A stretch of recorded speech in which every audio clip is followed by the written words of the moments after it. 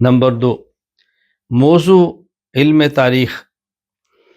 امام حافظ محمد بن عبد الرحمن سخاوی الشافعی رحمہ اللہ تعالی، وفات 902 ہجری، الاعلان بالتوبیخ لمن ذم التاریخ، اس میں لکھتے ہیں موضوعہ الانسان والزمان، تاریخ کا موضوع انسان ہے اور زمانہ ہے، کس انسان نے کس وقت میں کیا کیا، کس انسان کے ساتھ کس وقت میں کیا ہوا۔ علامہ جلال الدین عبد الرحمن بن ابو بکر السیوطی الشافعی رحمہ اللہ تعالی، وفات 911 ہجری، الشماریخ فی علم تاریخ میں تحریر فرماتے ہیں وموضوعہ احوال الاشخاص الماضیہ من الانبیاء والاولیاء والعلماء والحکماء والشعراء والملوک والسلاطین وغیرہم۔ علم تاریخ کا موضوع ماضی کی شخصیات کے احوال کو معلوم کرنا ہے، جیسا کہ حضرات انبیاء کرام علیہم السلام، اولیاء کرام رحمہم اللہ، علماء اعظام رحمہم اللہ، حکماء، شعراء، بادشاہان عالم اور سلاطین مملکت وغیرہ، یعنی یہ شخصیات ہیں جن کے حوال کو معلوم کرنے کا نام علم تاریخ ہے۔ میں سمجھتا ہوں کہ یہ جو دو تعریفیں ہیں، ایک علامہ سخاوی کی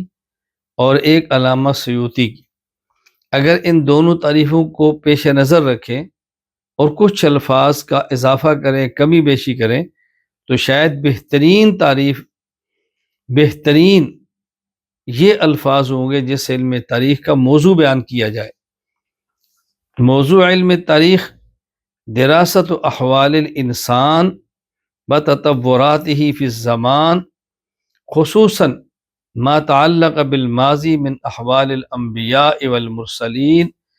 والاولیاء والعلماء والحکماء والشعراء والملوک والسلاطین وسائر الاشخاص الذین لهم اثر فی الحیات الانسانیہ۔ علم تاریخ کا موضوع انسان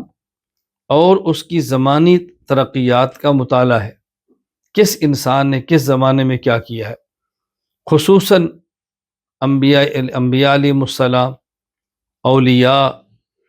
علماء، حکماء، شعراء، بادشاہان عالم، دیگر ان شخصیات کے حالات کہ جنہوں نے انسانی زندگی پر اثر ڈالا ہے،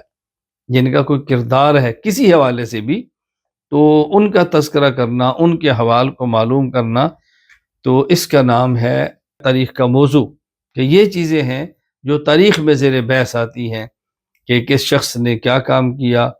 کس شخص نے کیا کردار ادا کیا، کس شخص نے اس کی صحت کیا ہوا۔ یہ خلاصہ ہے جو میں نے آپ کی خدمت میں عرض کیا ہے۔